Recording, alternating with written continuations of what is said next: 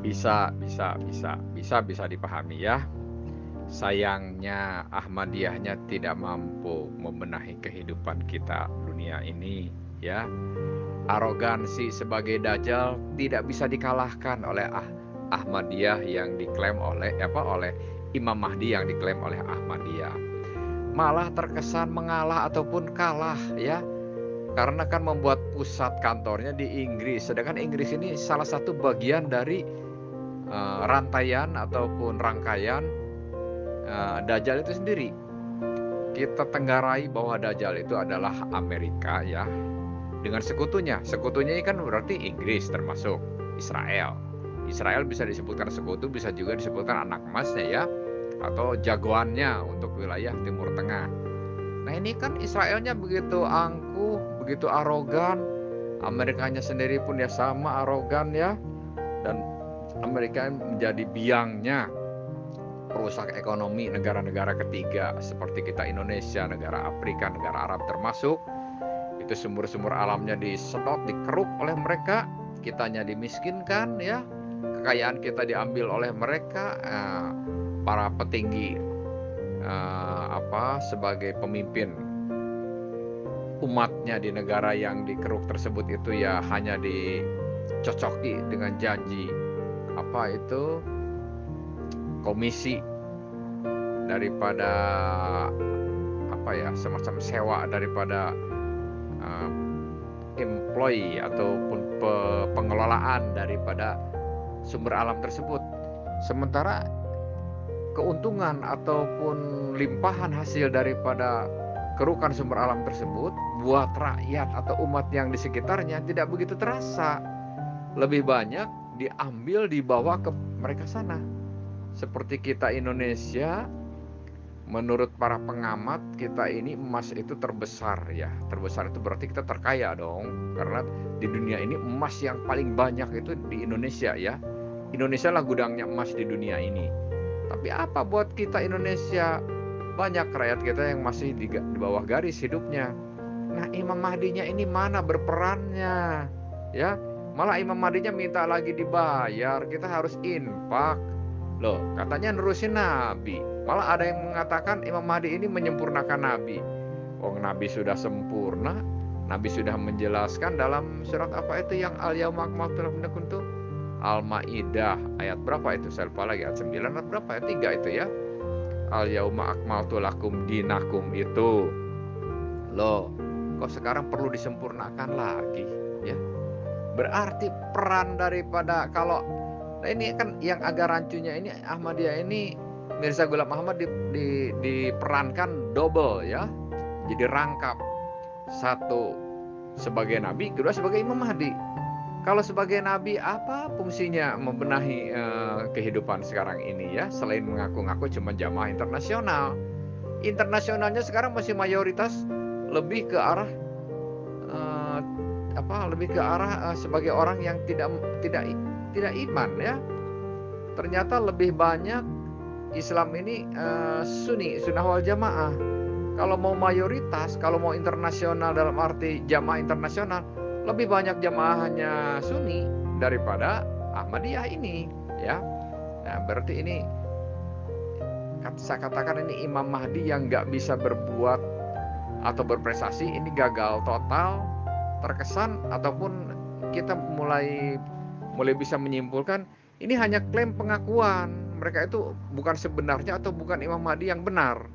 Jadi ini Imam Mahdi yang bagi saya menyebutnya Imam Mahdi yang palsu.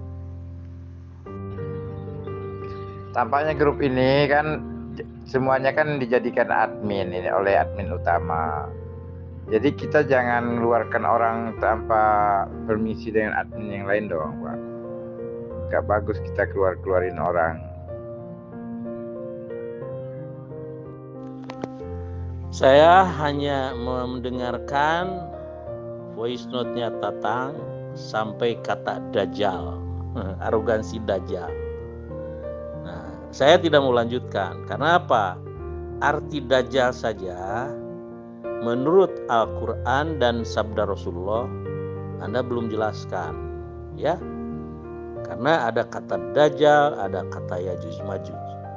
Coba Anda jelaskan pemahaman Anda tentang Dajjal itu apa? Tidak, Ibnu Khaldun itu salah satu ulama kan. Saya nggak tahu tuh tahun berapa.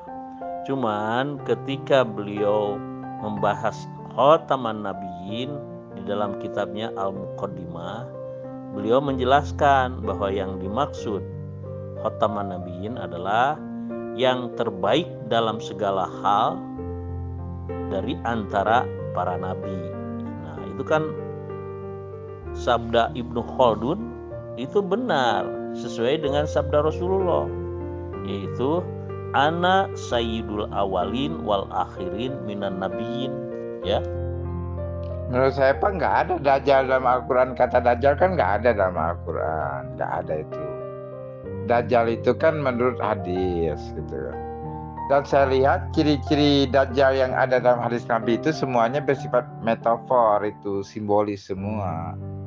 Bukan satu sosok yang bersifat seperti yang digambarkan menurut saya Dajjal itu. Dajjal itu sistem kehidupan yang digambarkan Nabi untuk zaman sekarang. Menurut saya Dajjal itu sudah lebih dulu daripada kita semua. Sejak saya lahir kita ini hidup dalam sistem Dajjal itu, hingga hari ini. Jadi Dajjal itu menurut hadis-hadis Nabi juga nggak terlalu jelek sih. Karena Nabi mengatakan apabila Dajjal itu menginjak suatu kakinya ke suatu tempat, maka tempat itu akan subur, makmur gitu, hujan lebat turun. Artinya kalau ada Dajjal menginjakkan kakinya pada suatu wilayah itu akan makmur gitu loh. Jadi artinya tidak terlalu bahayalah Dajjal itu. Bahkan bisa dimanfaatkan kan orang ingin kemakmuran. Cuman disebut Dajjal itu artinya kan pembohong, penipu gitu. Menurut saya Dajjal itu ya sistem Amerika ini yang nipuin orang gitu loh. Tapi kan walaupun Amerika itu penipu ya kan, tapi dia memberi kemakmuran juga di berbagai daerah. Misalnya kasih perusahaan-perusahaan Amerika. Di tempat saya itu ada PT Cargill gitu kan. PT Cargill itu perusahaan sawit itu. Makmur orang di sekitarnya. Walaupun sebenarnya itu hasilnya lebih banyak dibawa ke Amerika sana oleh PT Cargill itu. Tetapi kan masyarakat makmur juga, walaupun itu ditipu gitu loh. Seandainya itu memang milik rakyat, itu kebun sawit itu kaya raya masyarakat, tapi kan dapat persen sebagian kecil aja. Sebagian besarnya itu asetnya, keuntungannya itu kan dibawa ke Amerika sana, dibawa ke negara Dajjal sana. Jadi menurut saya Dajjal itu tidak ada lain Amerika itu sendiri, yang dia sudah ada sebelum kita lahir. Makanya Pak Erik sendiri ada organisasi internasionalnya ada di Amerika, berarti Pak Erik sendiri namanya Islam Jemaah Islam Internasionalnya ada di negara Dajjal gitu loh. Jadi Dajjal itu ya Amerika itu sendiri. Makanya tulisan dolar itu kalau lihat di cermin tulisannya Dajjal itu. Coba lihat di cermin, Dajjal tulisannya. Karena dolar L itu menjadi huruf J. Dan huruf R itu menjadi huruf L, makanya tulisannya jadi Dajjal. Jadi kemudian dalam $1 itu ada gambar piramid bermata satu. Jadi itu sebenarnya Nabi menggambarkan tentang negara Amerika dengan istilah Dajjal itu. Jadi membunuh Dajjal itu sebenarnya membunuh sistem Amerika. Kalau Imam Mahdi tidak membunuh sistem Amerika, berarti bukan Imam Mahdi yang asli gitu loh. Gitu loh Pak, Dajjal yang asli. Oke, kalau Bang Jaga Sukma belum tahu tentang arti Dajjal, ini sekaligus ngasih informasi kepada Pak Tatang ya. Apa arti Dajjal menurut Al-Quran maupun hadis. Tapi sebetulnya memang awalnya dari hadis. Ya, Rasulullah SAW, saya nggak mau dalam bahasa Arabnya ya, tetapi biar ringkas saja. Rasulullah SAW diriwayatkan telah bersabda bahwa pembacaan 10 ayat pertama dan 10 ayat terakhir surah Al-Kahfi menjamin keselamatan seseorang terhadap serangan-serangan ruhani dari Dajjal. Nah, di dalam hadisnya Sahih Muslim kan sesungguhnya Rasulullah itu jika ingin terhindar dari fitnah Dajjal maka bacalah 10 ayat pertama dan 10 ayat terakhir. Nah, di dalam 10 ayat pertama ada ayat 4. Allah Ta'ala berfirman, A'udzubillahi minasyaitonirrajim. Wa yunzirul ladzina qalu ittakhadallahu walada. dan memberikan peringatan kepada orang-orang yang mengatakan bahwa Allah mengangkat seorang anak laki-laki. Nah, jadi dengan demikian maka akidah siapa tuh yang ada anak Allah, anak Tuhan, ya, ada Tuhan Bapa, Tuhan Anak. Tahu kan? Nah, jadi itulah Dajjal, ya. Dan kemudian hal itu menunjukkan bahwa Dajjal dan Yajuj Majuj adalah bangsa itu juga. Nah, kalau Yajuj Majuj itu bangsanya, kalau Dajjal itu akidahnya, akidah yang menyatakan bahwa Allah punya anak laki-laki. Nah, kemudian yaitu bangsa-bangsa Kristen dari Barat. Ya. Kata Dajjal menggambarkan propaganda keagamaan mereka yang membawa kemudaratan kepada Islam. Sedangkan Yajuj Majuj menggambarkan kekuatan dan kekuasaan mereka di bidang kebendaan dan politik. Begitu Bang Jaga Sukma, ya. Udah saya keluarkan juga dia tadi. Karena dia mengeluarkan ya Allah, saya keluarkan juga dia. Ternyata grup ini kan grup oleh admin utama itu semuanya bisa dijadikan admin di sini, karena ini grup sebenarnya grup bukan untuk membuli, grup ini untuk pengetahuan awalnya kan. Makanya kalau yang suka bully itu kan dikeluarin aja. Kita tujuan di sini untuk mengkaji ilmu gitu. Debatnya kajian ilmu, gak usah membuli. Kita dengan Pak Erik ini juga jangan dibully dong Ahmadiyah, tapi kita berdialog secara ilmiah dengan dia gitu loh. Itu. Pak Erik berani nggak mengatakan bahwa agama Kristen Trinitas itu adalah agama Dajjal? Nah, kalau dia ada agama Dajjal, sementara Kristen yang sekarang yang menganut paham Trinitas atau Tritunggal itu tetap berkembang maju pesat hari ini, artinya kan Dajjal belum bisa dibunuh tuh Pak. Kan sudah jelas, katanya Dajjal itu ideologinya orang Trinitas, mengatakan Tuhan punya anak dan sebagainya kan. Siapa lain kalau bukan Kristen Protestan, Kristen Katolik, ya kan, yang menganut paham Trinitas atau Tritunggal itu kan. Tapi faktanya mereka terus maju. Kalau terus maju berarti kan belum mati tuh Dajjal. Kalau mengatakan bahwa Dajjal sudah dibunuh Mirza Ghulam Ahmad, faktanya agama Dajjal di seluruh dunia semakin maju, gereja-gereja banyak di Indonesia. Kalau itu agama Dajjal, kenapa masih berkembang? Kan lucu nih Pak.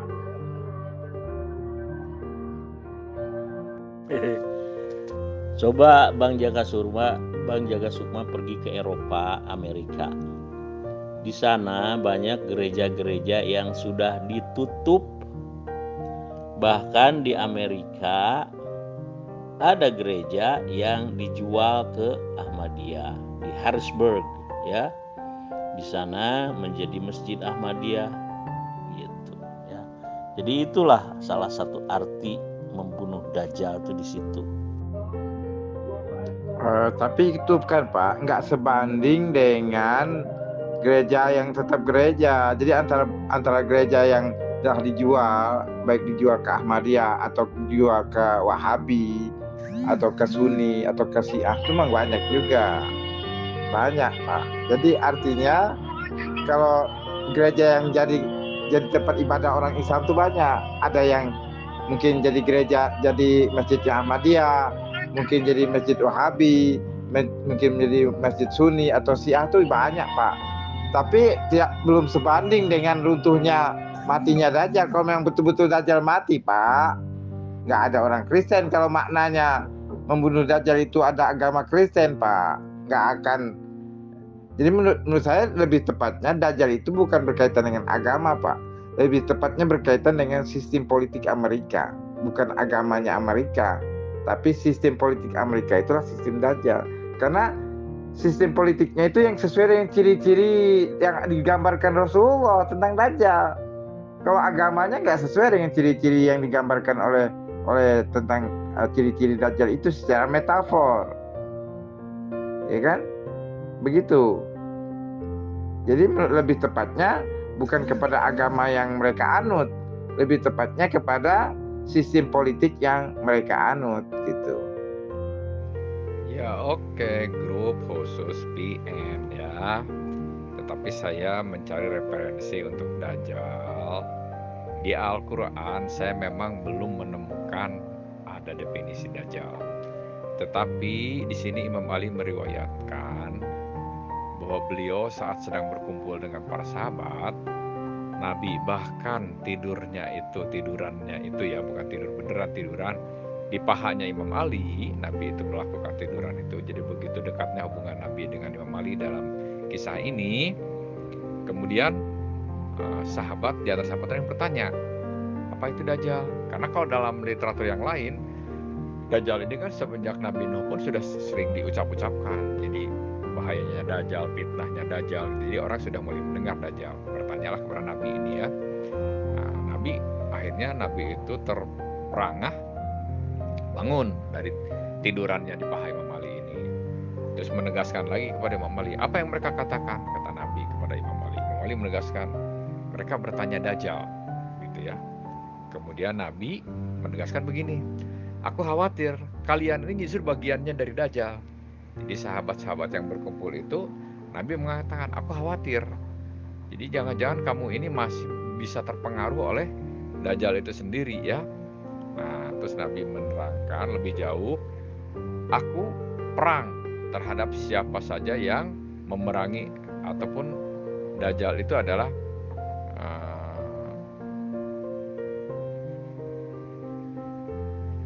yaitu yang pemimpin ataupun bagian dari kekuatan yang sifatnya itu sesat dan menyesatkan. Jadi ini Dajjal ini definisinya kalau dari Nabi ya, sesat dan menyesatkan, senang menumpahkan darah ahlul baitku.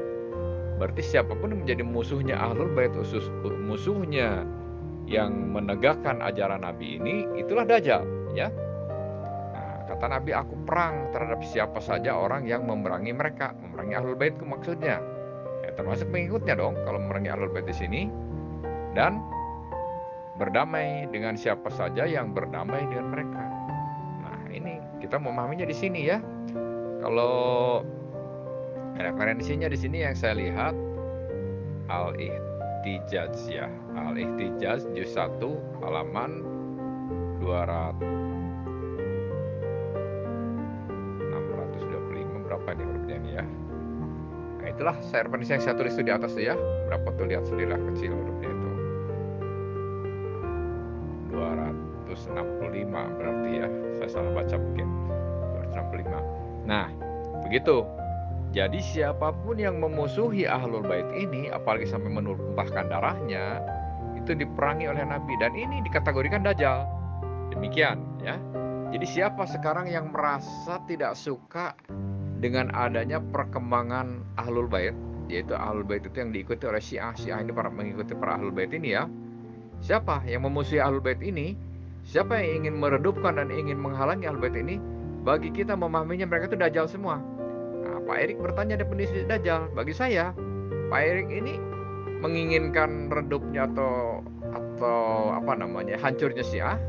Kalau iya, maka saya sebut Pak Erik pun bagian dari Dajjal. Ya, itu kan pengertian Dajjal menurut pemahaman Anda tidak berdasarkan Al-Quran maupun hadis ya. Menurut Rasulullah, Dajjal itu, agar kita terhindar dari fitnah Dajjal, bacalah surah 10 ayat pertama surah Al-Kahfi dan 10 ayat terakhir surah Al-Kahfi, di dalam Sahih Muslim tuh ya, Rasulullah bersabda seperti itu. Nah, ternyata di dalam hadis lain Rasulullah mengatakan Dajjal akan dikalahkan dengan hujah. Nah, itu apa tuh? Kemudian di dalam 10 ayat pertama surah Al-Kahfi, Allah Ta'ala berfirman, A'udzubillahi minasyaitonirrajim, wa yundhirul ladzina qalu ittakhadallahu walada. Dan untuk memberi peringatan kepada orang-orang yang mengatakan Allah telah mengangkat seorang anak. Nah, Anda bisa tahu nggak orang-orang yang mengatakan Allah punya seorang anak siapa? Tuhan Allah, Tuhan Bapa tuh ya. Nah, terus kemudian Yajuj Majuj, nah itu baru bangsanya. Tapi kalau Dajjal itu akidahnya ya. Ya kan tugas Imam Mahdi dan Nabi Isa akhir zaman itu adalah salah satunya membunuh Dajjal. Nah itu yang harus Anda pahami, Dajjal itu kan udah saya jelaskan, akidah Kristen, kekristenan. Nah, kemudian Hadrat Imam Mahdi Mirza Ghulam Ahmad itu ya telah menjelaskan tentang bahwa Nabi Isa yang dulu itu sudah wafat dengan wahyu Allah gitu. Pemberitahuannya lewat wahyu Allah. Dan engkau adalah perumpamaannya. Nah, semacam itulah wahyunya ya.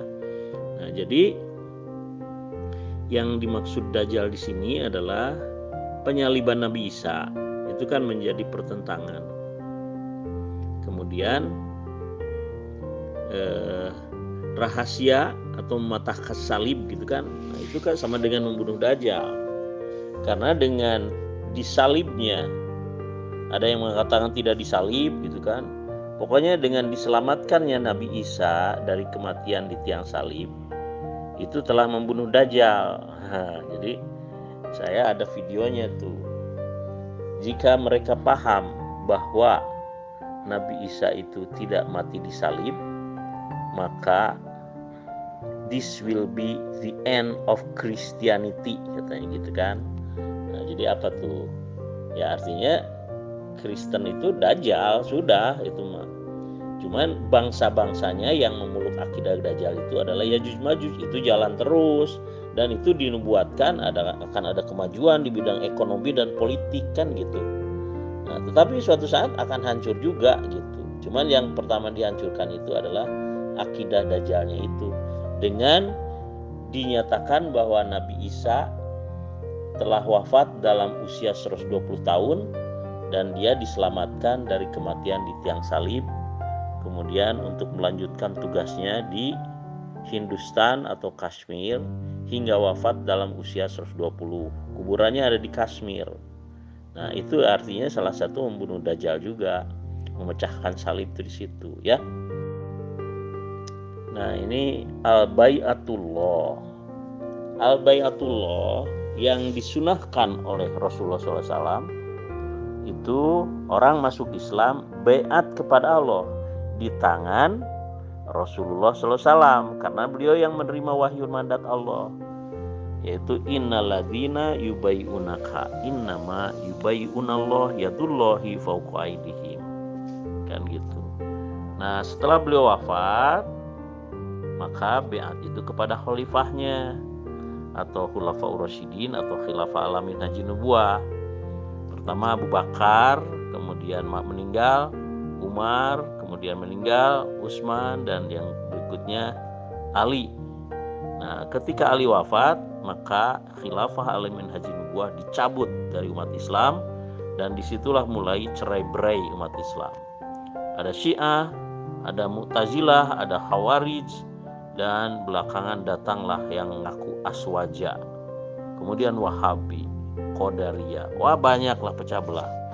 Nah, akhirnya di akhir zaman atau pada awal abad ke-14, perpecahan itu sudah sedemikian mengkhawatirkan dan akan terus makin parah ya. Dan pada waktu itulah Allah mengutus Hazrat Mirza Ghulam Ahmad sebagai Khalifatullah Al-Mahdi wal Masih Maud alaihissalam ya. Pak Erik juga tidak signifikan, nggak ada kan dalam Al-Quran Dajjal. Itu kan Pak Erik kan menyimpulkan ya. Surat Al-Kahfi menyatakan bahwa memerangi anak Allah pun bukan mengatakan itu buat Dajjal. Terus dari hadis, kata Pak Erik ya, dari hadis. Ya kita pun menjelaskan dari hadis, itu yang disebutkan al-ihtijaz itu ya. Saya tidak paham ya, saya simpulkan itu hadis juga ya. Karena kan hadis bukan hanya Bukhari Muslim ya. Apakah hanya Bukhari Muslim inikah pegangan yang pasti benarnya? Kan ada juga hadis keterangan ternyata di Ahlul Bait ini, terutama di Syiah, yang ternyata tidak ada di Bukhari Muslim ya. Seperti mendetail menjelaskan nama-nama Ahlul Bait itu kan tidak ada di Bukhari Muslim itu. Tetapi detail nama-nama Ahlul Bait penerus Nabi ini kan dalam beberapa riwayat yang lain diakui. Bahkan yang paling jelas itu dalam Ya Nabiul Mawadah itu ya. Dan Ya Nabiul Mawadah ini disusunnya oleh seorang mufti yang saat itu berada di posisi kerajaannya Sunni, yaitu kerajaan Turki ya. Jadi justru orang Sunni sendiri yang lebih punya pengetahuan bahwa siapa nama-nama ahlul bait tersebut. Ya kalau di Syiah mungkin lebih punya lagi lah ya. Yang saya juga tidak tahu karena orang Syiah jarang berdalil dengan kitab-kitab Syiah ya. Kecuali secara internal mungkin pada saat kajian. Kalau saat keluar ke sini orang Syiah kadang-kadang mencari dalil itu justru dari kitab-kitab Sunni sendiri. Karena dengan kitab Sunni ini diharapkan lebih bisa diterima ya bagi kalian yang tidak sepaham dengan Syiah ini. Kalau kalian diberikan pemahaman atau penjelasan referensi dari kitab-kitab Syiah, nanti kalian mengatakan itu kan pemahaman Syiah. Seperti Pak Erik barusan mengatakan pada saya, itu kan kesimpulan antum sendiri. Pada saya ngomong begitu ya. Nah pada saat dengar Pak Erik pun mengatakan itu kesimpulan Pak Erik dong ya. Karena referensi jelasnya itu nggak ada ya. Nyebutkan di hadis Muslim mengatakan Dajjal itu Al-Kahfi juga nggak ada secara detail disebutkan oleh Pak Erik ya. Cuma Pak Erik menyimpulkan begitu. Dan saya mendapatkan keterangan itu ada di Ihtijaz itu halaman 265 itu ya, yang mengatakan justru siapa saja yang sifatnya itu terutama punya kekuatan, berarti pemimpin yang dianggapnya ini ya, sifatnya itu sesat menyesatkan ya, kemudian memerangi kepada ahlul bait, menumpahkan senang menerangkan darah ahlul bait, berarti dari mulai Muawiyah ini sudah disimpulkan Dajjal semua ini. Semua yang memusuhi kepada ahlul bait sampai berani menyembelih Imam Husain saat itu dan meracuni, karena seluruh daripada ahlul bait ini kan hidupnya nggak ada yang tanpa syahid, semuanya itu kalau tidak dibunuh terang-terangan dibunuh secara diracun.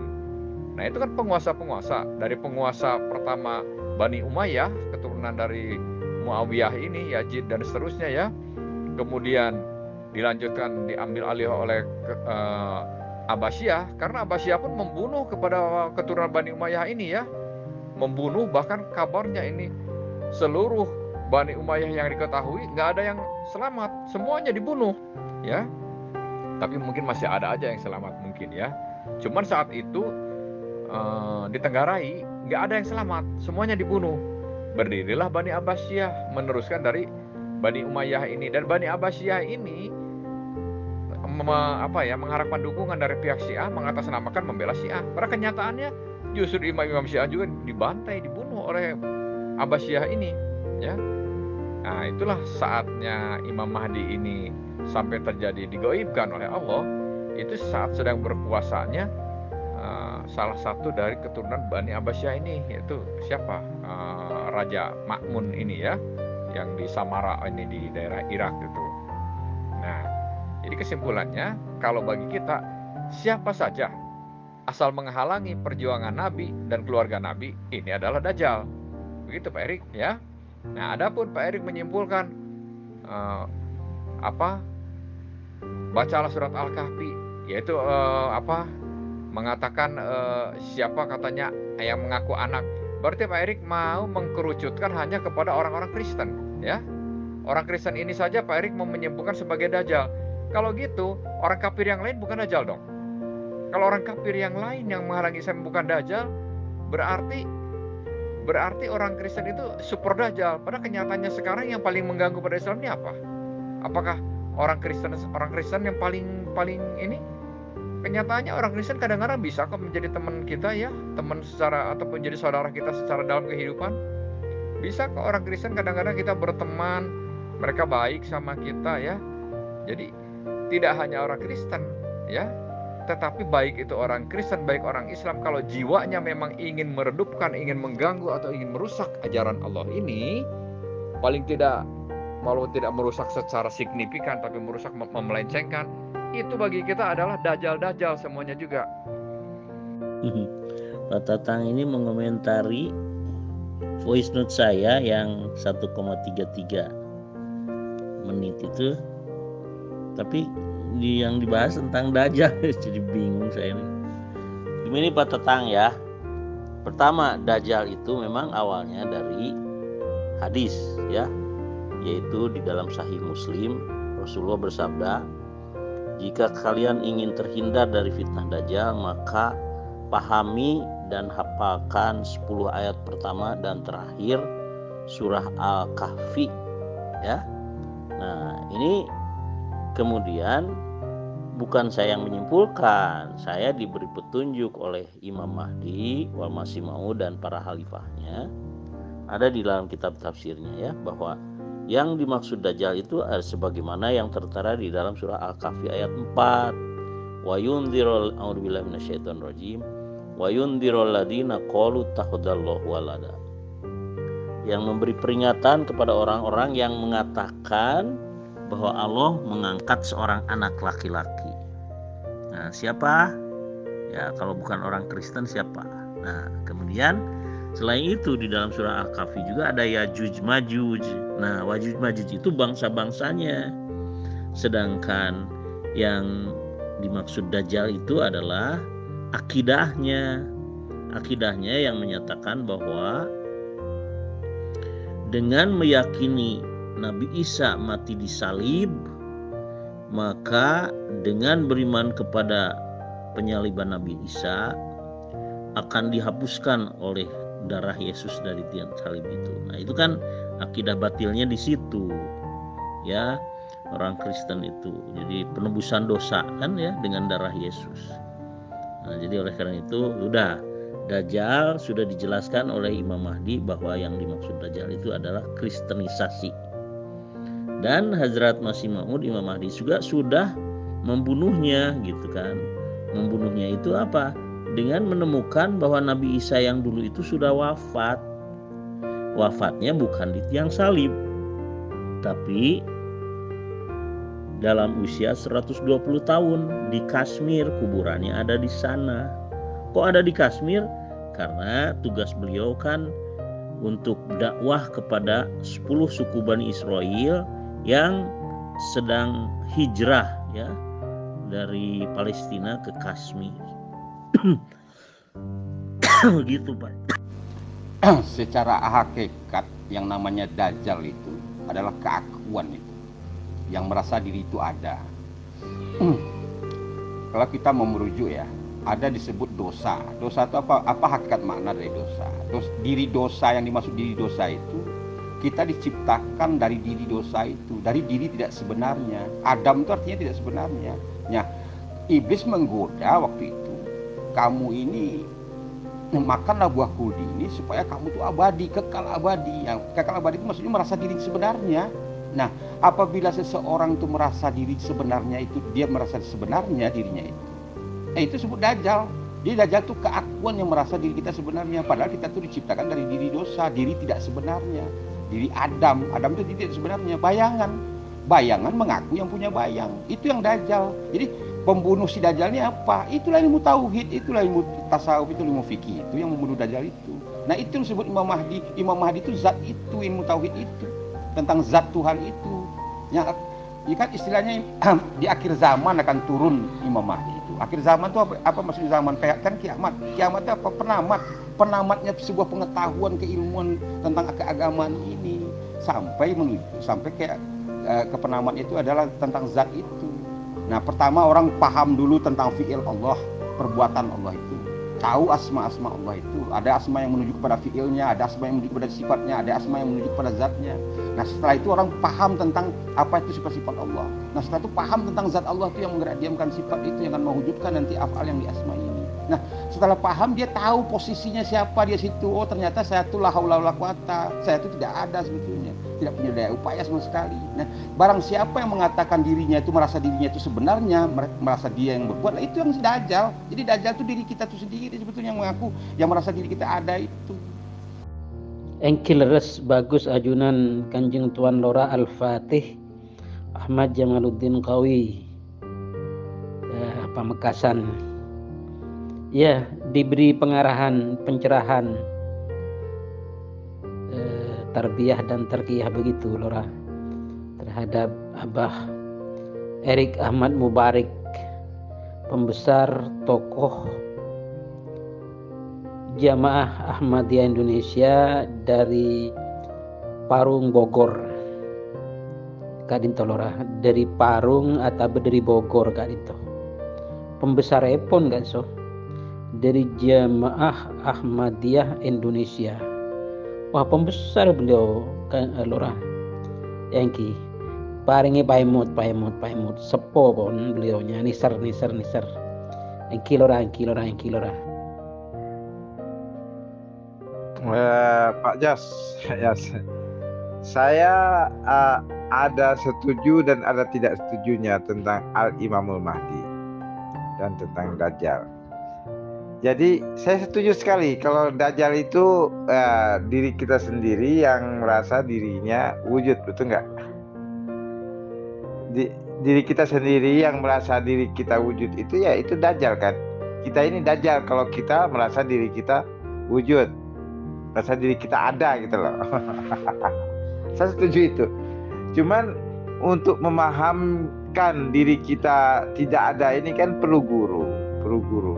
Nggak mungkin sekonyong-konyong. Misalnya Pak Jos juga kan sebelumnya kan punya guru lah yang pernah mengajari tentang ilmu tasawuf atau ilmu tauhid. Nah, guru yang sejati itu yang bisa mengajarin kita ilmu tauhid yang benar, ilmu yang merasa dirinya tidak ada wujud, merasa dirinya ini mati, yang hidup hanya Allah, merasa dirinya tidak berbuat apa-apa, yang berbuat hanya Allah, merasa dirinya tidak punya sifat ma'ani, karena sifat ma'ani itu kan sifat Allah. Misalnya kan ya, yang bisa memahamkan ilmu tersebut kan seorang guru. Nah, gurunya itu kalau kita ketemu dialah Imam Mahdi kita. Menurut saya begitu. Karena Arabtu Rabbi kan birabbi. Aku kenal Tuhanku dengan Tuhanku. Tuhan yang mana? Kan di sini ada Tuhanku yang hakiki yang harus kita kenal dengan Tuhanku yang majasi, yaitu guru yang betul-betul mengajarkan ilmu tauhid sejati. Mungkinlah kalau kita yang sudah tahu, yang mungkin hanya memperkuat saja seorang guru. Tapi bagi kebanyakan orang kan nggak tahu ilmu kita dua nih kan. Saya setuju dengan ilmunya Mas Jos ini. Satu paham saya. Dalam sir hati saya loh, Pak. Dalam sir hati saya yang sepaham ini dengan Pak Jos di sini. Ya kan? Kira-kira begitu. Anda sudah tahu nggak jenis-jenis Rasul? Sekarang supaya bisa efektif ya pertanyaan ini, tapi Anda jawab ya. Apa bedanya kerasulan Nabi Muhammad dengan kerasulan Nabi Musa? Yang kedua, apa bedanya kerasulan Nabi Musa dengan kerasulan Nabi Isa? Derajatnya ya. Coba Anda jelaskan supaya Anda terus saja tidak menyebut sesat. Karena Imam Mahdi itu adalah kata lain dari Nabi dan Rasul. Cuman jenisnya yang berbeda. Nah, Anda harus paham itu dulu, oke? Ya kalau Anda mengartikan Dajjal seperti itu kan tidak didukung Al-Quran maupun hadis. Jadi susah pegangannya bagaimana. Ya. Dan itu mengarah kepada apa coba? Kepada iblis sebetulnya. Memang ada unsur-unsur iblisnya si Dajjal juga. Tetapi harus ada spesifik gitu Pak. Kalau dengan Al-Quran dan hadis itu akan lebih spesifik. Oh Dajjal itu ini. Oh Yajuj Majuj ini. Iblis itu begini. Setan itu begini. Jin itu begini gitu Pak. Jadi kalau dengan akal yang Anda bilang ruhi itu ya, itu pegangannya susah gitu ya. Makanya Rasulullah mengatakan, kutinggalkan dua pedoman utama umat Islam itu Al-Quran dan Sunnah ya. Ya kan guru itu ada dua dia kan, ada guru zohir, ada guru batin. Nah kalau guru zohir itu dalam Al-Quran mengatakan hanya sampai kepada terbitnya fajar kan. Jadi sejahtera dia gelap apa tuh Lailatul Qadar itu maksudnya kan malam, pada malam itu di hakikatnya kan gelap, kita nggak tahu apa-apa. Turunlah para malaikat waktu itu kan. Nah itu yang disampaikan oleh para ulama itu, para istilahnya guru zohir lah ya, yang menyampaikan kita kepada kepemahaman terhadap mengenal diri, mengenal Tuhan itu. Nah sampai terbit fajar. Nah fajar itu kan menyongsong matahari. Jadi ibaratnya kalau ilmu para guru itu, para guru-guru zohir ini itu dia sampai ilmu tentang bulan, cuman tentang apa? Tentang pantulan. Nah, jadi pantulan dari sinar matahari itu adalah bulan kan. Nah, makanya terang dia dari malam itu sampai terbit fajar kan, sejahtera hidupnya, sejahtera dia sampai terbit fajar. Nah, terbit fajar itu kan menyongsong matahari yang sangat dalam. Nah, ini guru batin lagi nih. Nah, gurun batin ini yang kita langsung dituntun oleh zat itu yang menggerak-diamkan sifat-sifat di pada makni manawiyah itu, yang membuat kita paham nanti posisi diri kita itu siapa sebetulnya. Kita itu sebetulnya cuma tempat menanggung amanah itu, bukan kita yang punya amanah itu kan. Jadi yang mengamanahkan zat itu, yang diamanahkannya sifat-sifatnya kan. Kita hanya tempat menanggung amanah itu, fiil Allah itu kita ini, jasad kita ini cuma perbuatan Allah itu kan. Nah, tahu kita posisi kita itu perbuatan Allah, atau dikatakan yang zatnya itu yang disebut wujud. Yang sifat-sifatnya itu wajibul wujud, kita tuh maujud. Maujud itu artinya diadakan, bukan ada dengan sendirinya. Jadi yang diadakan tuh tahulah posisi kita, bahasa kita tuh diadakan, cuman gitu kan. Fiil Allah itu sebenarnya kita itu, bukan Allah, bukan ini. Nah, ini kan tuh supaya kita nanti lebih mengembangkan lagi lah pemahaman ini. Silakan. Terima kasih. Kalau iblis kan begini Pak, kalimatnya kan terhadap Adam kan tidak mau sujud. Kalimatnya kan ana khairum minhu khalaqtani min nar wa khalaqtahu min tin, kayak gitu. Kan itu Pak. Saya lebih baik dari dia Adam karena saya diciptakan dari api, dan mereka diciptakan dari tanah. Saya rasa kalimatnya agak beda lah. Seperti Pak Erik misalnya, bisa saja Pak Erik secara tidak sadar mengatakan, saya ini lebih baik dari Jaga Sukma karena saya mengikut Ahmadiyah, Jaga Sukma tidak ikut Ahmadiyah. Bisa kan muncul begitu Pak di hati Pak Erik yang paling dalam? Bisa nggak muncul begitu? Yang kalimatnya mirip dengan kalimat iblis itu. Saya lebih baik dari Pak Erik karena saya ini mengikut Al-Yamani, sedangkan Pak Erik ikut Imam Mahdi palsu. Jadi otomatis saya lebih baik dari Pak Erik. Kalau saya punya rasa begitu Pak, saya menganggap saya ini adalah iblis. Nah, Pak Erik ada nggak rasa begitu Pak Erik? Di hati Pak Erik mengatakan, ada bisikan mengatakan, saya ini Pak Erik, saya Erik maksudnya, lebih baik dari Jaga Sukma itu, dari dia Jaga Sukma itu. Karena dia Jaga Sukma itu tidak mengikut Imam Mahdi yang asli. Saya lah Mirza Ghulam Ahmad yang saya ikuti Imam Mahdi yang asli, Imam Mahdi yang sebenarnya. Karena itu saya lebih baik sebagai Ahmadi daripada pengikut Al-Yamani itu. Ada tidak terbesit di hati Pak Erik seperti itu kira-kira? Itu mau pertanyaan, jujur aja lah kita sekarang bicara tentang hati Pak Erik, tentang hatinya saya, hatinya Anda Pak Erik, dan seterusnya. Oke. Pak Erik melebar ke Yakjuj Makjuj bangsanya. Tapi referensinya dari mana kan nggak ada. Itu kan menurut pemahaman Pak Erik bahwa Dajjal ini bangsanya Yakjuj dan Makjuj. Kalau mau berpendapat ya, kalau mau berlogika secara logika, saya juga bisa mengatakan, saya pernah dulu mendengar dari orang yang mengatakan bisa jadi Dajjal ini adalah siapapun konglomerat yang sifatnya merusak, katanya gitu ya. Baik itu Amerika, baik Cina, baik siapa. Kemudian Yakjuj dan Makjuj, dia berpendapat ini. Ini kalau mau jadi berpendapat, saya juga jadi ingat atas orang yang berpendapat lagi. Karena Pak Erik pun berpendapat di sini. Nggak ada keterangan Pak Erik mengatakan dari hadis atau dari Al-Quran bahwa Yakjuj dan Makjuj ini adalah bangsanya Dajjal, ya. Tapi bisa saya terima, karena kalau sifatnya Yakjuj dan Makjuj merusak, kan kalau di sini dipahami, pokoknya yang sifatnya sesat dan menyesatkan. Jadi Yakjuj dan Makjuj kalau sifatnya sesat dan menyesatkan, iya kita terima. Dajjal juga, ya. Nah, dulu orang berpendapat Yakjuj dan Makjuj ini siapa? Yakjuj dan Makjuj itu kabarnya nih ya, itu bisa jadi komunis dan liberal, katanya begitu ya.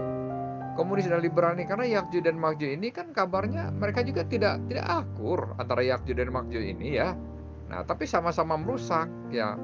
Nah, yaitu antara komunis dan liberal ini. Komunis pun membahayakan bagi Islam, liberal pun membahayakan bagi Islam. Tetapi komunis semakin ke sekarang ini tidak begitu lagi terasa adanya komunis berbahaya bagi kita. Bahkan di negara-negara yang kita ketahui sejauh ini komunis, kita lihat malah Islam sekarang tumbuh subur dan seperti difasilitasi oleh negaranya. Biangnya negara komunis apa? Kan biangnya negara komunis itu Rusia. Rusia sekarang nampak welcome dengan Islam, tidak mengganggu ya. Walaupun mereka mungkin masih berprinsip tidak menerima Islam dalam arti diikuti, Seperti Putin belum tentu orang Islam, tetapi Putin sendiri nampak toleransi. Bahkan kadang-kadang dia berani membacakan dalil-dalil Quran untuk sebagai hujahnya. Nah, di Cina itu kan komunis kemudian setelah Rusia ini ya waktu di zamannya Mao Zedong dahulu ya. Nah, itu Cina itu kabarnya sekarang itu baik dengan para semacam DKM ya, semacam ya DKM masjid-masjid di Xinjiang dan di mana itu Uighur itu didatangi, mereka baik berhubungan. Lah katanya orang Islam di sana ditekan, itu bukan orang Islamnya, maksudnya bukan orang Islam dalam arti Islamnya. Kebetulan orang Islam yang melanggar, yang mau memberontak kepada Cina, oleh Cina ditekan. Jadi Cina bukan menekan Islamnya, menekan orang-orang yang menentang kepada Cinanya. Adapun Islamnya Cina nggak mempermasalahkan ya, silakan mau mengikuti Islam kek, mau non Islam kek, silakan. Yang penting jangan mengganggu eksistensi pemerintahan Cina, itu prinsip Cina. Nah, kalau Amerika masyarakatnya malah kita hormat, masyarakatnya banyak yang Islam baik ya, tetapi pemerintahnya terutama Illuminati, Freemason ini ya, itu elit global ini, mereka inilah yang ingin menguasai dunia. Jadi inilah dajjal yang paling super dajjalnya bagi kita sekarang ini. Adapun selain daripada mereka, siapapun asal mengganggu kepada perjuangan Nabi ini, ya masih bagiannya, masih dari mereka juga, masih dajjal-dajjal juga. Begitu Pak Erik ya. Nah, terus Pak Erik mengatakan, kok jadi membahas dajjal tadi ya? Ini kan Pak Erik yang pertama mengangkatnya ya. Ya, Pak Erik mengatakan sampai kata dajjal, saya berhenti. Nah, Pak Erik kan yang membuat poin dajjal ini harus kita bahas kan Pak Erik kan di situ ya.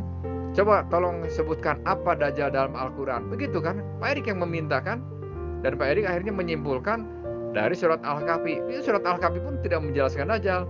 Hanya Pak Erik mendapat penjelasan yang Pak Erik tangkap dari hadis Muslim bahwa ingin tahu dajjal, bacalah Al-Kahfi ayat 1 sampai 10. Ternyata isinya yang Pak Erik jelaskan kan menjelaskan bahwa siapa yang menjelaskan bahwa Allah itu punya anak ya. Jadi Pak Erik mau membuat kriteria dajjal ini hanya mengerucut atau untuk Kristen. Kenyataannya kalau bagi Syiah, bagi Islam di Syiah ini, apapun asal mengganggu itu dajjal. Pak Erik bukan hanya Kristen. Kalau Pak Erik hanya mau membuat dajjal itu hanya Kristen, berarti kita harus hati-hati dengan Kristen. Padahal bahayanya Islam itu bukan hanya dari Islam, ya daripada Kristen. Di dalam internal Islam pun banyak yang membahayakan kepada Islam ini. Dan itu terjadi semenjak setelah Nabi wafat, terjadi perperangan antara Islam dengan Islam. Paling awal yang kita dengar terjadi peperangan antara Aisyah dengan Imam Ali. Ya, berikutnya bagaimana peperangan antara Imam Ali dengan pihaknya Muawiyah, bahkan direcokin lagi oleh Khawarij. Ya, selanjutnya Imam Husain sampai disembelih oleh siapa? Orang Islam juga itu, mengakunya masih Islam. Tapi kenyataannya kelakuannya itu. Berarti dajjal kalau diartikan siapapun yang merusak ini lebih lebih kita bisa terima. Karena bahaya itu bukan hanya dari misalnya orang Kristen yang menyebut anak Tuhan. Bahaya itu bukan hanya dari situ kalau memang mereka membahayakan. Dari internal kita kadang-kadang lebih bahaya daripada mereka kok, ya. Negara itu kadang-kadang belum tentu rusaknya akibat peperangan dengan bangsa lain. Internal peperangan itu bisa jadi. Jadi kalau waspada itu tidak hanya melihat luar, dalam pun kita harus kontrol. Itu Pak Erik, itulah pesannya, sehingga dajjal ini sesuatu yang berbahaya menurut Syiah.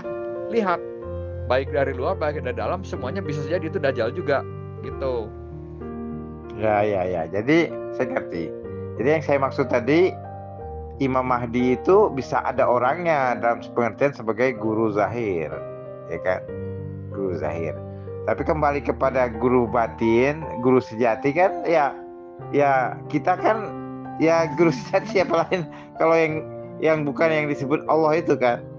Jadi kalau kita ini belum berguru kepada Allah secara langsung, maknanya kan berarti kan belum cahaya matahari belum terbit. Jadi saya kira yang masih tanya hadis, tanya dalil, tanya Quran dan sebagainya ini orang-orang yang masih berguru kepada benda mati, itu kepada kitab-kitab kan, ya kan? Belum berguru kepada yang hidup tiada mati itu, huwallazi la yamut kan, wal hayyul qayyum la yamut, ya kan gitu Kak. Jadi saya sepaham. Jadi guru sejati kita itu ya tujuan kita itu sendiri kan. Guru sejati kita adalah tujuan itu sendiri. Siapa kita, siapa dia, siapa engkau, siapa aku kan.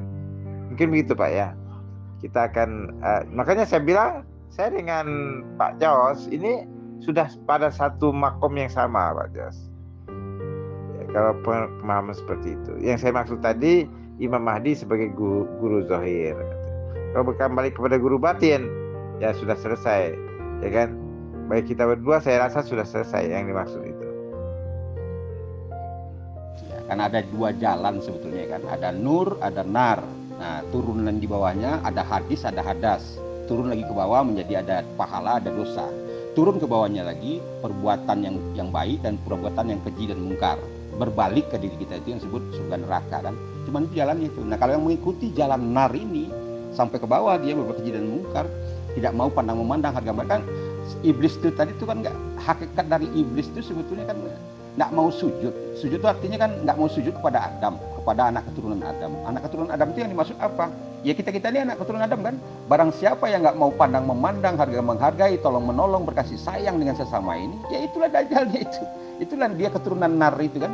Jadi kalau di runut tuh Azazil, nar, iblis, setan, dajjal, jin, itu juga tuh namanya yang beda-beda. Cuman tingkatan makomnya berbeda-beda gitu kan.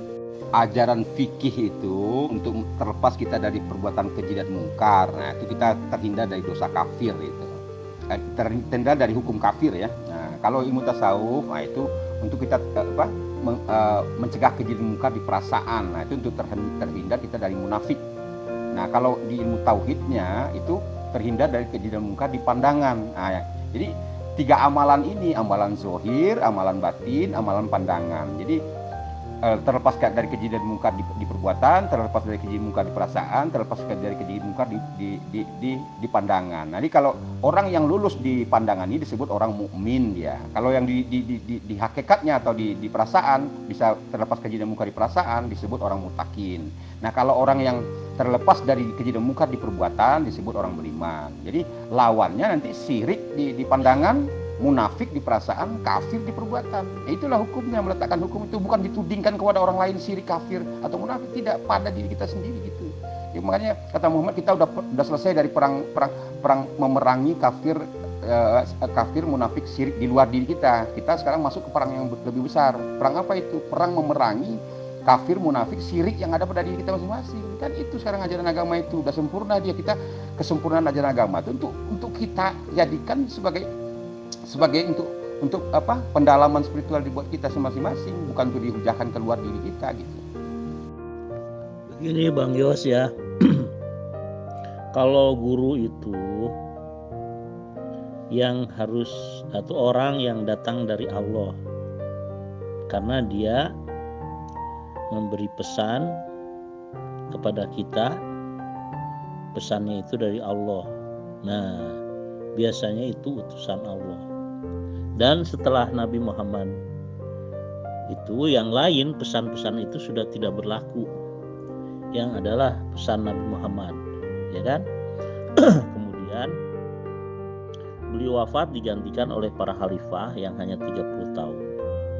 Nah, kemudian para khalifah meninggal, itu baru dilanjutkan oleh mujaddid atau ulama warasatul anbiya yang kedatangannya setiap 100 tahun gitu. Tapi itu tidak internasional dan tidak mendakwakan diri.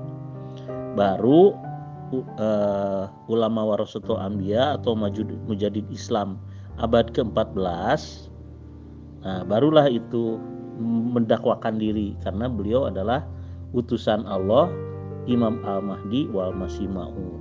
Ya Pak ya. Nah, jadi ada nizamnya itu Pak, ada sistemnya, ada minhajnya gitu kan. Dari utusan Allah, minhaj kepemimpinannya dilanjutkan oleh khilafah ala minhaji nubuwah, dan terus ada turunnya sampai ke bawah.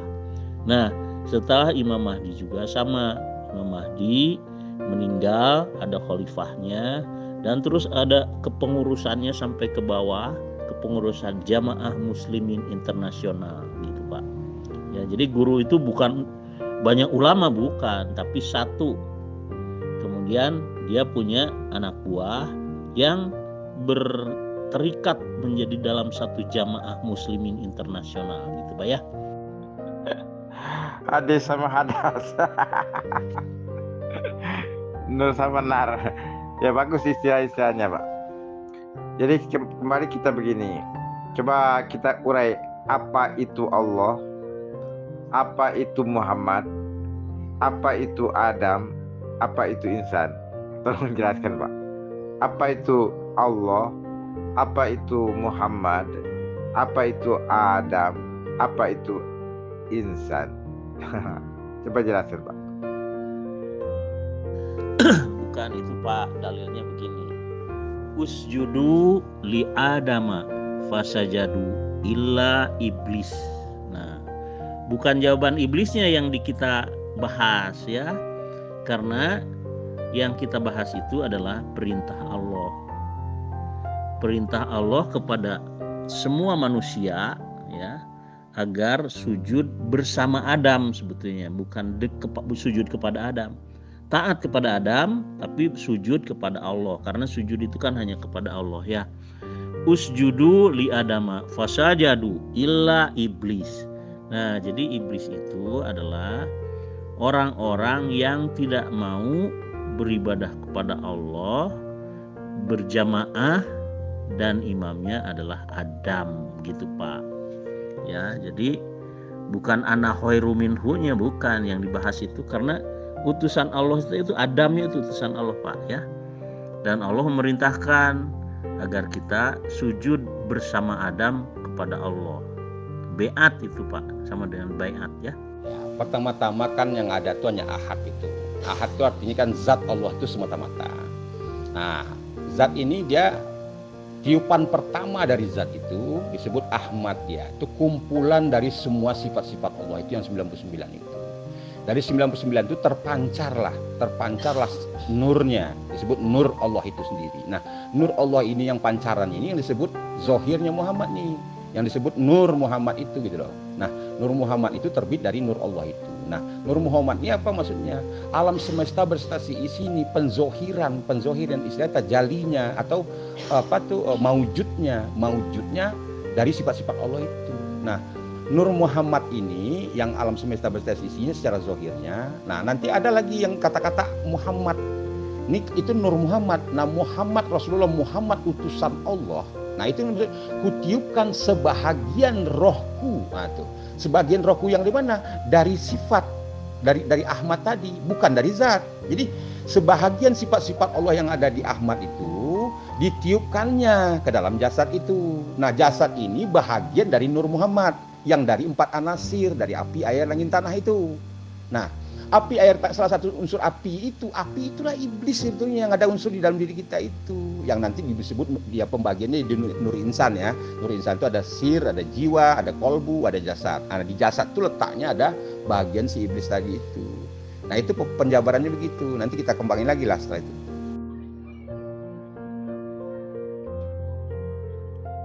Kalau saya bilang ya, Pak Erik itu sebenarnya ada nggak Pak Erik? Pak Erik itu ada nggak? Nah, kalau Pak Erik adanya Allah di mana Pak Erik? Saya mau tanya itu aja. Kan Pak Erik ada nih. Kemudian kalau Pak Erik adanya Allah di mana dan bagaimana? Kan Bapak itu ada yang kemarin itu how, when, macam-macam itu. Tapi kan how, when, apa kemarin itu ada 5 tadi, when, how, apa yang ada 5 macam itu Pak, saya lupa itu. Nah, coba itu jangan kepada Imam Mahdi ataupun ke Mirza Ghulam Ahmad Pak. Coba itu dilarikan kepada Allah. Coba Bapak gunakan yang tadi itu. Bukan sering saya giring ke sana, Bapak nggak paham loh. Saya sering giring Pak Erik ke sana, tapi nggak paham juga gitu loh. Bapak kan ada apa itu how, when, apa yang satunya Pak, yang bagaimana, kapan, di mana, seperti itu yang Bapak untuk mengenal Mirza Ghulam Ahmad kan dengan pertanyaan-pertanyaan itu. Coba pertanyaan-pertanyaan tadi Bapak arahkan ke Allah. Coba Bapak arah ke Allah. Maksud saya, kita berhentilah membahas tentang Mirza Ghulam Ahmad. Mari kita membahas apa yang disembah Mirza Ghulam Ahmad. Gitu Pak, maksud saya. Agar kita nggak nantinya jadi malah nggak ngerti itu Pak. Oh, referensi Yajuj Majuj ada dalam Al-Quran, surah Al-Kahfi juga Pak.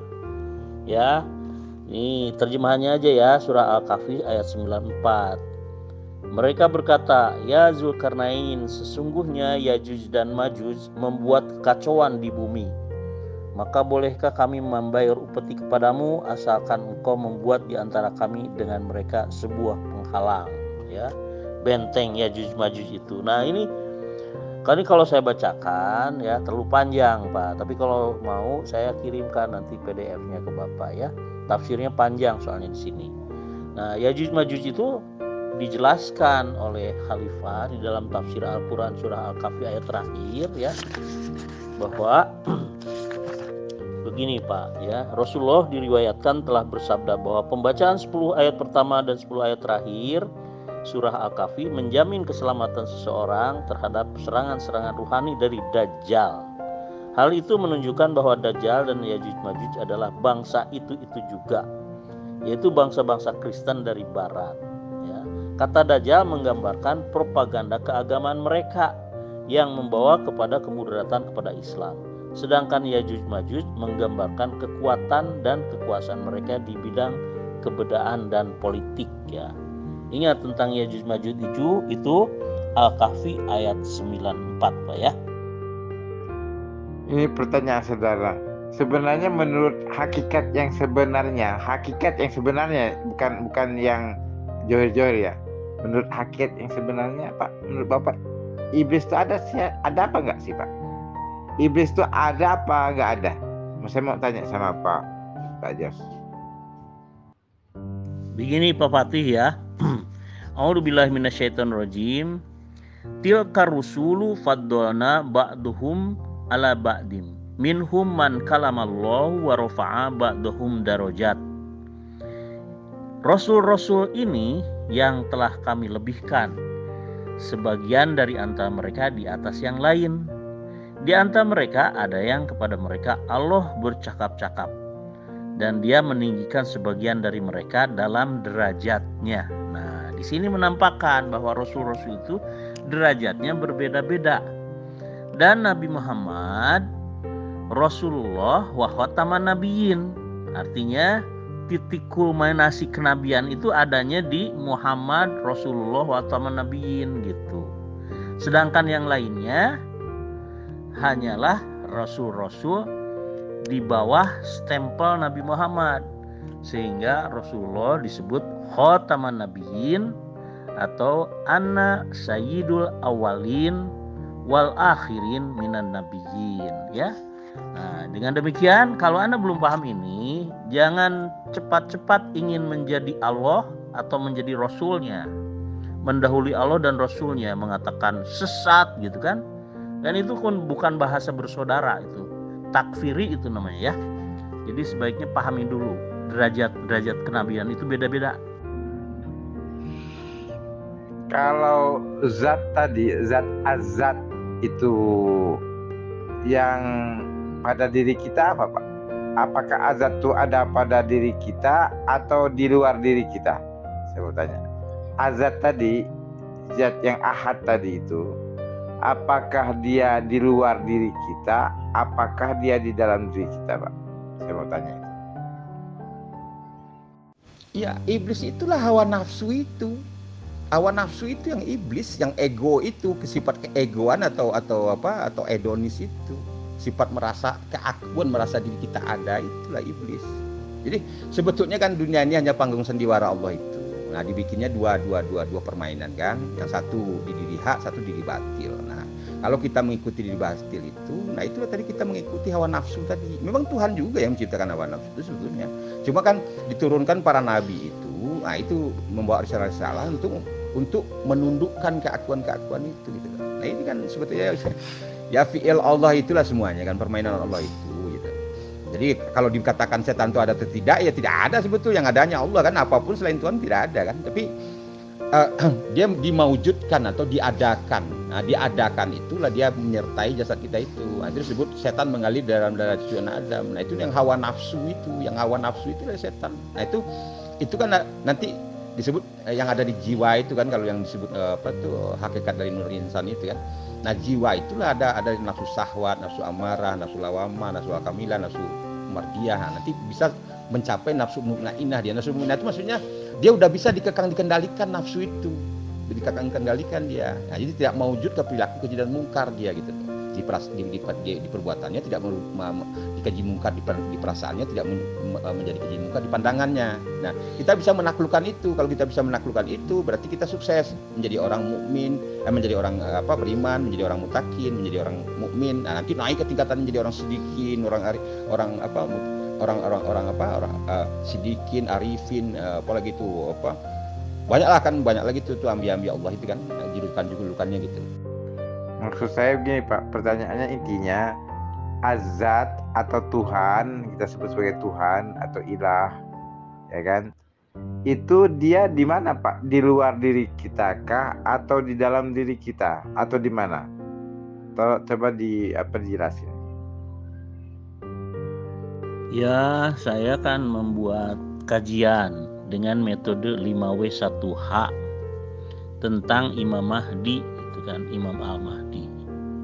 Nah, itu Bapak ngajaknya membahas tentang Allah Ta'ala kan. Nah, kalau mengenai Allah Ta'ala itu tidak cocok Pak, karena ketika kita bertanya when misalnya ya, kapan, where, wah itu kan membuat jadi repot Pak.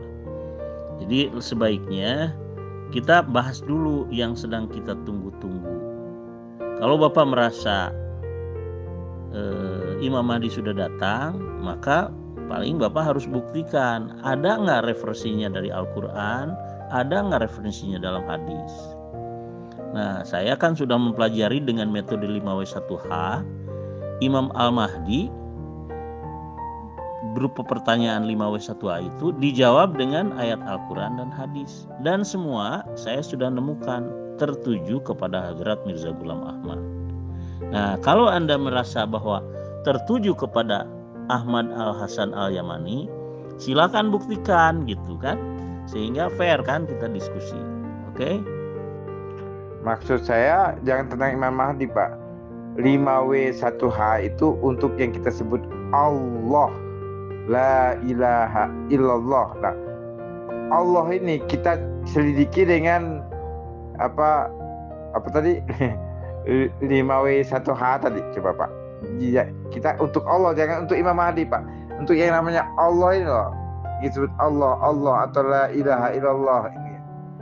Yang Allah ini kita deteksi dengan yang Bapak sebutkan tadi. Coba kita deteksi dengan 5W1H. Coba Bapak deteksi. Jangan tentang Imam Mahdi lah Pak. Tentang Allah itu kan lebih penting kan. Lebih penting Allah kan ketimbang Imam Mahdi. Kenapa kita nggak membahas dengan metode Bapak itu yang 5W1H itu untuk kita membahas Allah aja Pak. Ayo kita bahas, coba kita bahas dengan metode itu. Ya, kedudukan zat itu kan dia mutlak. Nah, mutlak itu kan yang paling tertinggi dia. Kalau sifat-sifat itu kan wajibul wujud, ya, atau disebut juga azali. Jadi kalau yang zat itu qadim, mutlak gitu kan. Nah, kalau di sifatnya disebut azali atau wajibul wujud dia. Nah, kalau yang di kita ini maujud atau tajalli. Nah, kalau yang maujud yang diadakan ini, yang itu mengadakan apa? Perbuatan Tuhan yang mengadakannya. Nah, perbuatan Tuhan itu yang kodimnya perbuatan Tuhan, tapi yang diadakannya nggak kodim, ya, nggak kodim dia, nggak. Jadi zat itu, hakikat dari zat itu yang menggerak diamkan sifat-sifat itu. Nah, istilahnya kan digerak diamkannya kodrat. Kita dari duduk bisa berdiri, bisa melangkah, bisa berjalan kan. Nah, timbul asma itu kan, asmanya disebut duduk, berdiri, berjalan. Nah, kalau digerak diamkannya hayat, nah, timbullah nanti kanak-kanak, remaja, bayi, tua, dewasa kan. Nah, sampai mati lagi nanti dari istilahnya fitrah kita kan tidak ada, nanti kembali kepada tidak ada kan. Nah, begitu juga digerak diamkannya basor, nanti timbullah penglihatan warna-warni, bentuk-bentuk, pola-pola, diasmai dia pola-pola bentuk-bentuk itu segala macam kan. Jadi zat itu yang menggerak diamkan, dia meliputi semesta alam, yang hakikat meliputi itu dia yang menggerakkan, yang menggerak diamkan semesta alam ini. Termasuk misalnya dia menggerakkan bumi mengelilingi matahari, timbul asma nanti saat, detik, jam, tahun, bulan segala macam kan. Itu asma yang ditimbulkan oleh zat yang menggerak diamkan sifat-sifatnya, sifat kodratnya itu. Kodrat itu yang bergerak kan, bumi dan matahari, bulannya mengelilingi matahari kan. Jadi yang menggerak diamkan sebetulnya Tuhan itu nggak ada sifat, nggak ada asma, nggak ada fiil. Ini sebetulnya dia yang mutlak itu zatnya itu yang mutlak satu-satunya itu. Jadi yang sifatnya ini makanya masih jamak dia di sifat, dia kan tiba di asma apalagi lebih banyak lagi, di perbuatannya lebih banyak lagi gitu kan. Nah yang mutlak itu zatnya itu gitu kan. Nah yang diada kita ini kan yang diadakan, yang maujud atau yang tajalli kan, yang nah itu kedudukannya seperti itu gitu. Mirza Ghulam Ahmad itu adalah Al-Mahdi yang telah diutus Allah dari umatnya Nabi Muhammad SAW. Karena Rasulullah SAW bersabda, "Ubasyirukum bil mahdi yub'atsu fi ummati." Coba Anda pelajari itu perkataan Rasulullah itu. Aku kabarkan berita gembira kepada kalian wahai umat Islam tentang Al-Mahdi yang akan diutus Allah dari antara umatku, umat Islam gitu. Dan ternyata orang yang mengklaim sebagai Al-Mahdi yang diutus Allah itu yang tepat waktunya, dari tempatnya, kemudian kapan waktunya, bagaimana caranya, hanya Hazrat Mirza Ghulam Ahmad. Ya, beliau itu seorang utusan Allah umatnya Nabi Muhammad. Coba. Ini grup khusus voice note. Kenapa sekarang Anda ngajak nulis? Dulu Anda suka nantang voice note. Sekarang voice note diikuti malah nulis-nulis. Ya sudahlah kalau begini ya. Anda udah kalah sih untuk diskusi tentang Imam Al-Mahdi itu ya. Ini Pak Jaga Sukma ini nge-tag si Al-Fatih nih. Menanyakan tentang 5W1H dan ingin menggiring kepada Allah Ta'ala ya. What is Allah? Kan gitu tuh pertama. Coba Anda sebutkan apa itu Allah. Kemudian who? Siapa Allah itu? Kemudian when? Kapan Allah itu datang? Kemudian where? Dari mana Allah itu datang? Kemudian why? Kenapa Allah harus datang? Kemudian how, bagaimana Allah datang? Kan itu tuh pertanyaannya. Udah kalau lagi ngajarlah ya yang benar, tapi jangan salah ngajarnya. Ya. Ana sayyidul awalin wal akhirin minan nabiyyin aja Anda salah itu. Nuduh-nuduh nahu sorof. Ya udah, belajar aja dulu. Ada pertanyaan penting ini. Nah kan alam semesta kan tadi digerakkan Allah, matahari, bulan, bintang beredar, berputar kan. Dari intinya alam semesta ini digerakkan oleh Allah, kan gitu. Nah kita sebagai manusia alam sogir ini ya, alam kecil ini juga bergerakkan. Pertanyaan saya, apakah sama yang menggerakkan kita ini dengan yang menggerakkan alam semesta ini, sama atau beda wujudnya? Nah contoh saya ini bersin ini, saya yang bersin tadi itu sama nggak yang menggerakkan saya bersin dengan yang menggerakkan alam semesta ini, atau berbeda Pak? Pertanyaan saya. Membahas Allah itu harus dengan orang yang pernah berwawancakap dengan Allah Ta'ala. Siapa itu? Yang jelas Nabi Muhammad SAW dan Hazrat Mirza Ghulam alaihissalam. Ya, kedua-duanya adalah utusan Allah. Yang satu utusan Allah kepada semua manusia yang membawa syariat Al-Quran dan Sunnah. Yang satunya adalah seorang Rasul umatnya Rasulullah SAW. Jadi kita akan lelah untuk membahas itu. Sebaiknya kita mencari dulu ya, mencari dulu 5W 1H itu Imam Mahdi yang benar gitu kan. Dan kita kalau merasa beriman jangan saling takfiri. Misalnya saya mengatakan Imam Mahdi Anda abal-abal, terus Anda mengatakan Mirza Ghulam Ahmad Mahdi abal-abal, itu kan tidak baik ya. Sekarang mari kita buktikan dengan metode 5W1H siapa Imam Mahdi itu. Apa dulu sebelum siapa tuh? Apa Imam Mahdi menurut Al-Quran dan hadis, dan menampilkan ayatnya. Baru kita bisa lanjut diskusi, oke? Sudahlah Romli, take down aja tuh YouTube ya, karena itu fitnah. Anda mempelajari Hazrat Mirza Ghulam Ahmad dan Ahmadiyah dari buku-buku yang diterbitkan oleh para penentang. Seperti gini nih loh, Anda mempelajari buku tentang At-Tijani tapi diterbitkan oleh torikoh yang lain yang menentang torikoh Anda. Nah, itu kan pasti akan bertentangan. Jadi oleh karena itu, stop ya. Jangan menjadi kebanggaan Anda bisa membawa itu untuk menyerang Ahmadiyah. Tidak bagus itu ya.